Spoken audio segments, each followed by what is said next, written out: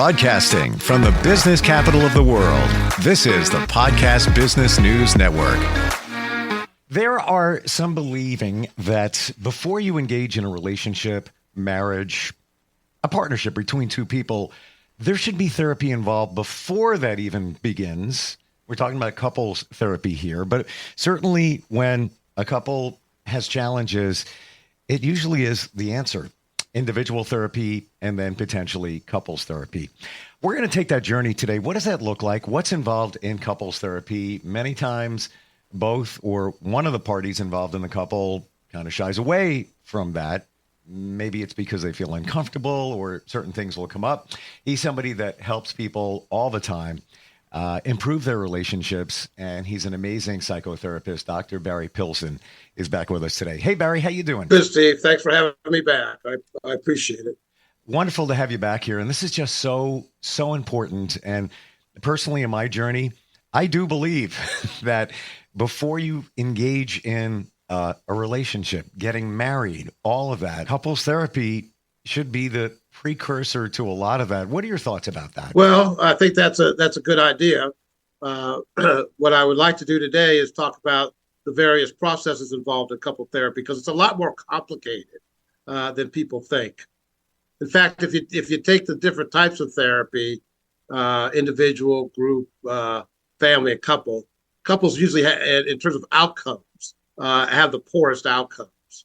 And that's because they're intensely emotional couples. You don't just have the two people in the room, but you have two people and all their issues, and you have the past, present, and it's very hard to differentiate stuff. So anyway, I hope today we can get at some of the processes that'll help sort that out a little better.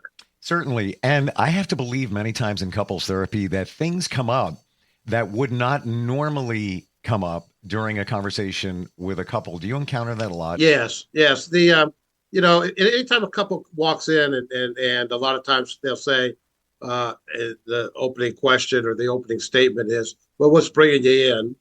And invariably they will say, oh, communication is the problem. Okay.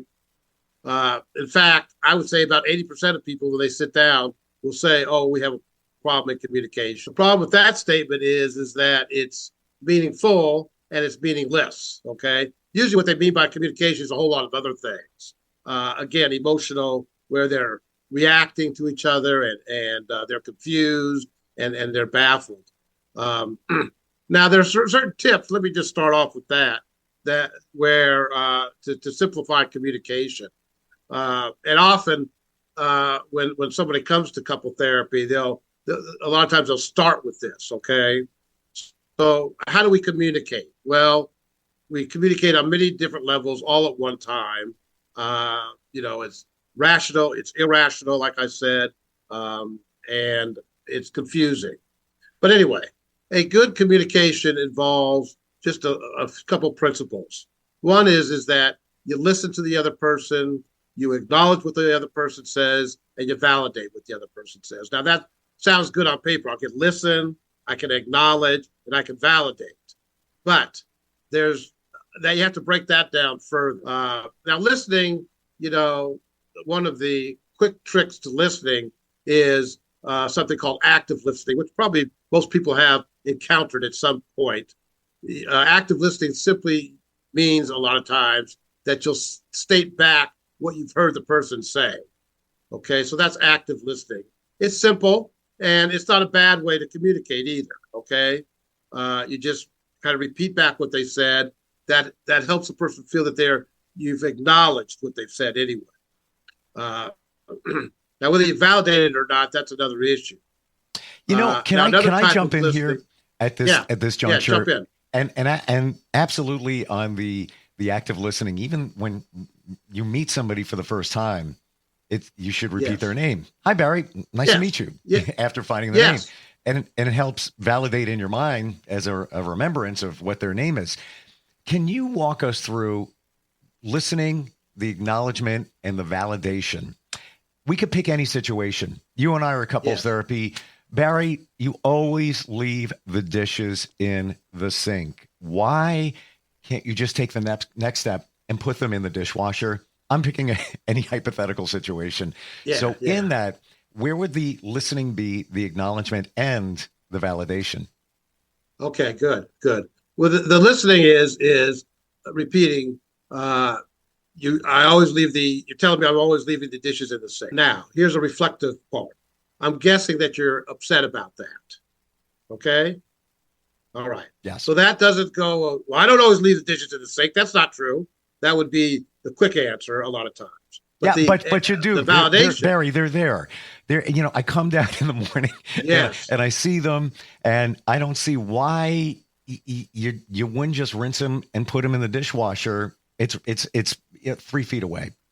Right. So you see why it's important to acknowledge that the anger part of that, you feel angry, okay? Um, and when you feel angry, does that mean you don't feel like I care about Mm, you? Does that mean that you don't feel like I'm concerned about you? That would be see, that way you open up the dialogue. And those things, what I just said, does that mean that you don't care about, that you feel like you don't care about me? Does that mean you're angry? That's called reflective listening. You're sort of reflecting back to the person what their emotional component of what they're saying is. All so right. in doing that, I hear you asking questions, and it's also said that one of the best things you can do is just ask questions. So you're asking me, am I angry about that? Do I have a challenge with that? Should it be questions? Well, that's a good question, actually, Steve, because if you notice what I said is it seems like you're angry about that. Okay. Or I'm hearing you say you're angry about that. I'm not really asking you a question. I'm trying to acknowledge that you're feeling that. Okay. Now, in terms of communication, it's better if you can, not that you can never ask a question, but it's better to make a statement. When you make a statement, then the other person can make a statement back so that it doesn't become a question and answer kind of thing. You know, the summary of that is like a Q&A, question and answer, question and answer. That's an interrogation. That's like a deposition, see? That's what they do in Mm. legal circles when they're deposing somebody. When a prosecutor puts somebody on the stand, they're doing Q&A, Q&A. That's not really a dialogue, okay? What you're doing is you're trying to process things in a way to get to your own agenda a lot of times. So you're asking questions. You're asking, quote, leading questions a lot of times. If you want to use the courtroom analogy, then the judge might say, well, that's a leading question. You can't ask that. But in a process with somebody else, if you're asking too many questions, you're not really listening or dialoguing. You're trying to get an agenda over. Okay. Mm. So So that's the issue. is what I'm detecting here, it sounds like if you're asking questions, you may try to lead the other person in a certain direction. And I That's wasn't right. even thinking that in terms of asking questions. It was more of a fact-finding mission. Yeah. Apparently that makes you angry when I don't take the dishes out of the sink and put them in the dishwasher. Does it? Yes. I never thought of it in that, and it can get very challenging. Yes. Hmm. Yes, it can. And what you do is if you can keep at statements, you can reflect back what the person is saying to you.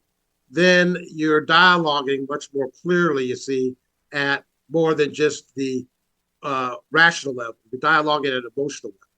And that's what couple is about. You're trying in a couple process, whether it's a business partnership or a husband wife or even a parent child thing, you're trying to develop a cooperative partnership. That's what you're trying to do Hmm. so that you're cooperating with each other. Ideally, the partnership is about having similar goals or similar visions about what we're trying to accomplish. So So those are the main things about communication. before we continue, validation was one of the Yes. principles of what we're talking about here, couples therapy. In the dishes in the sink analogy, how do we validate? How would the other person validate that situation? Well, again, you would state at more than one level that it's not just about the dishes in the sink. It is about that, as well as the anger, as well as feeling like maybe somebody does. Then you have to separate that out. Does that mean you feel like I do more in the house than you do? Does that mean that you're not as you're not as concerned about how tidy the kitchen is? You know, am I a neater person than you are? You know, and that might be true. You know, everybody has different levels of what they kind of consider sloppiness or neatness. And it doesn't mean that you have to agree on that, but you have to validate that, yes, I can tolerate more disarray in the kitchen. You know, the other person might say my tolerance level for that type of disarray is anxiety producing. I don't like to go to bed with dishes in the sink. It upsets me. Okay, the other person, I don't care if there are dishes in the sink. You see, does that mean I'm right and you're wrong? Not really. It just means we have a difference. Now, if we're going to live together, if we're going to live, you know, if we're going to share the same kitchen, how do we address that? Do you feel, and now I'm going to get a little deep here, and then we're going to move on. Okay. Do you feel that many of these situations go back to our childhood? And we've talked about that before, that, yeah, let's say in the dishes in the sink scenario, that I may have an issue with you not taking the dishes out and putting them in the dishwasher because I feel that you're not listening to me. I'm not being heard. And that could go back to your childhood where, you know, hi, Dad, Mom, I'm here. You're not even listening to me. And now I've gotten triggered because of the dish. It could have been anything. It could have, you know, somebody didn't empty the garbage can. Could be whatever it might be. Is it often situations that really, really stem from our childhood that come up in these situations? Well, it's yes, and it's other things too. Okay. It's yes, you know, I didn't feel validated. I didn't feel heard. I didn't feel seen. You know, that's an issue. That could be an issue from my childhood. Sure. But there's cultural issues with that too. There's gender issues with that. All right. There are racial issues with that. Okay. Am I seen, you know, am I heard because I'm a different race? Am I seen? Am I heard because, you know, females or males in my dynamics are not listened to or not valued as much? Okay. So the validation has to do with what's valued and what's not valued. So not only is there a childhood issue of not being seen and heard, but there are cultural, social issues of not being seen or heard. You know, like a teenager, you know, is screaming to be heard. Okay. And what's the quick answer? Well, I'm the parent, you're the child. You have to hear me. Yep. What I say is more important than what you say. And then we have that whole undercurrent of reactivity that goes on with that. Okay. Well, it almost seems at that point where now you have a power struggle. Yes. And I'm sure that comes into play many times in the dynamics with a relationship.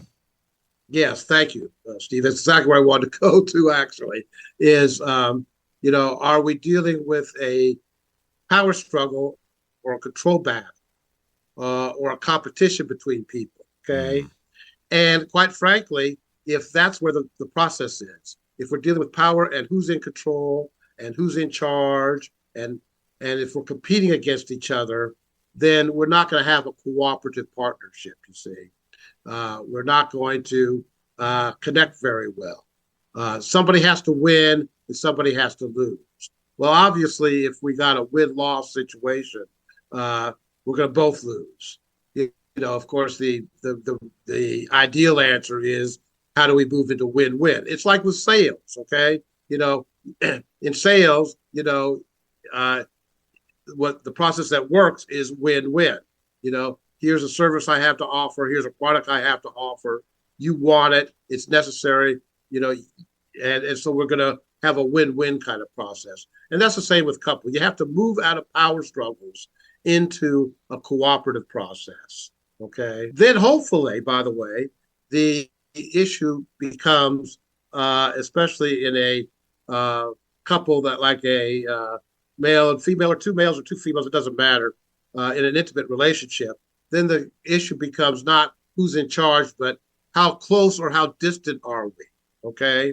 And there might be conflicts about that. Okay. There might be one of the people is more comfortable with closeness, and the other one might be a little more comfortable with more distance. And that can be talked about and dealt with as well.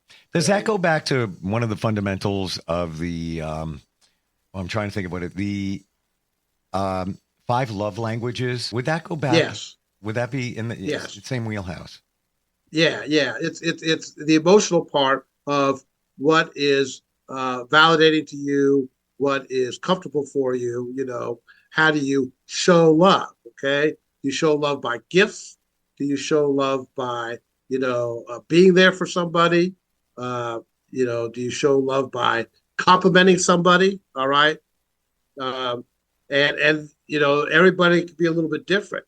And through the five languages of love, then hopefully what you're doing is acknowledging, how do we form closeness in a relationship, or how now, or the other side of that is creating distance sometimes, and this is what gets confusing, might be a way that somebody has to protect themselves. Okay. Now, this is a whole other dynamic. If somebody has, or both of us have trauma in the relationship, or have trauma in our lives, the relationship may trigger fear and vulnerability. And so you protect yourself by distancing yourself. All right. Now, the most common thing about the most common thing of that is that one of the partners goes silent in the relationship. Okay. You'll hear that all the time. We're done talking. She stopped talking and didn't talk for hours, days, weeks, sometimes. Okay. Now we're in some trouble. Okay, because the distance is now really impacting the connection between the two people. I'm glad you brought that up, because I was thinking that, and I thought at one point that we should address that, because many times if one half of the couple says, hey, we should go to couples therapy, or we need to talk about this. We have a challenge here. Yeah. We need to talk about it. Then the other party says, I don't want later. Let's get to that later. The later never happens. They just kind of push it under the rug. And then the challenge just festers and then just keeps growing and growing. What do you do in a situation like that? Well, the one of the things is that most people come also to couple therapy. Again, here we go, with the idea that the therapist is going to be the judge. The therapist is going to figure out who's right and who's wrong. And there's often a quick process where each of them are trying to get their case in front of the therapist to argue that they're right and the other one is wrong. Okay. All right. Now you have to break that down. As a therapist, you have to break that down pretty quickly, because if you're going to be if you're going to be the judge, if you're going to figure out who's right and who's wrong, I'll tell you one thing: you're going to lose as a therapist. Okay? Is any of the party right or wrong? There is no right or wrong, I would think. Well, that's the point. The point is there is no right or wrong. What we're trying to do is develop a space that in ways that we can talk about things in ways that somebody feels, here we go again, listen, acknowledge, and validate. And there's two principles that go with that. One of the principles is that, which I just said, there's no right or wrong. And the other principle is that sometimes all problems don't have to be solved immediately. Okay. Especially if you're in a long-term relationship with somebody. If you're in a long-term relationship, you don't have to solve every issue. Okay. Because life goes on. And if it's not solved today, it doesn't mean everything's going to fall apart. I almost view it as if the therapist in this situation is almost a mediator and almost like a traffic cop, where it's like, okay, you go now. And then now, okay, all right, now stop. Now you come ahead. Let's go. And what I mean by that is being able to talk and being able to be heard by each other. It's almost like you're directing traffic. You're not saying, you know what, you're right about that. Listen, why are you not taking the dishes out of the sink? Come on, it's never that. Yeah. It's more of you're just directing traffic. That's right. And hopefully we can get to the other issues involved with that. Sure. Unfairness maybe, or betrayal, or whatever the underlying theme is. Okay. And then if you can understand the underlying theme, ideally, you can understand what triggers that underlying theme in that particular person. You know, they feel, why do they, not why, but they may feel alone in the relationship. All right. And Mm. without blaming the spouse or the partner for feeling alone, you can talk about, I feel alone. And that, you know, that's the challenge that I bring for myself and for us. Okay. Uh, Another person may feel that they're being devalued or put down. Okay, uh, and that needs to be heard and seen, and then that becomes a challenge in the relationship as well as in the dialogue. Now we have a couple of minutes left here. You Okay. mentioned the word themes. What are some of the Yes. themes in relationships? Well, there a variety of the biggest theme that sort of hits you, and it can hit you at different levels, is a theme of betrayal. All right. And I'll give you a quick example of a betrayal that everybody experiences. You go through, when you first meet somebody, when you're first involved with somebody, or you start to live together and everything, you might be in a honeymoon period, right? Where everybody is nice and everybody is cooperative and put your best foot forward. Mm. All right. Well, invariably, right, other parts of your personality, other parts of your experiences are going to come out, and all of a sudden it becomes, is this the person that I care about? Is this the person that I fell in love with? They seem very different. Now, you see, the issue there is at another level you felt betrayed by the person. Okay, it's not a betrayal in the sense of you just cheated on me, or you know lying to me about things. It's a betrayal in the sense of this person doesn't feel like they're the same person that I was talking to a year ago. Okay. So that's a big issue that really comes Mm. out in for a variety of ways. So, question on that point, Okay. because it's often been said, you changed, or Right. you're not the person I married. Is it reasonable to think in some situations that that isn't the same person? Yes, it is reasonable. It Hmm. is reasonable. The more reasonable thing is now that you're getting to know the person much more completely and fully. Well, I'm talking about, what you mentioned before, years, married to somebody 10 years, 12, 15, whatever it Yes. is. And then they do something um, that is just out of what you thought their character was. And maybe they continue to do that. So we Yes. could say that, yeah, they did they change, or was that their core all along? And maybe you weren't aware of it. That's often open up for debate. Okay. Okay. And look, after 10 years, people do change Sure. too. Okay. Yeah. And they get other interests and they develop differently and different things can happen. I mean, it's again, it's whether it's a marriage, whether it's a business relationship, you know, you don't know what's going to happen 5 and 10 years down the road. Yeah, it is kind of scary when you enter into a partnership, whether it's business or marriage, whatever it might be, and people do change. I mean, I've heard that Yes. every 5 years we reevaluate our lives. Where am I? What am I doing? Why am I here? How did Yeah. I get here? And I've often heard too, the 7 year itch Yes. is the additional 2 years there plus the five.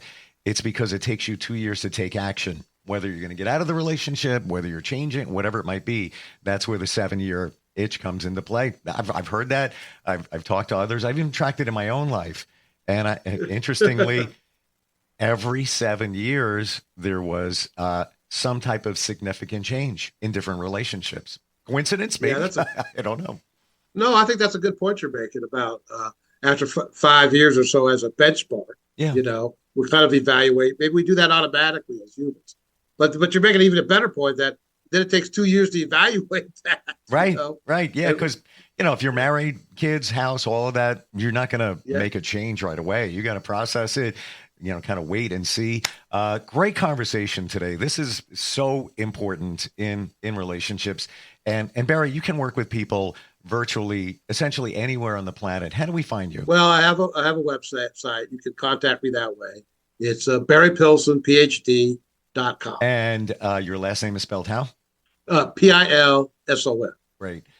Thank you for being here. Again, wonderful conversation, what we talked about. So essential. Yeah. And looking forward next time we get together. Okay. We'll continue next week. Thank you. Thank you. We'll be right back. Bye-bye.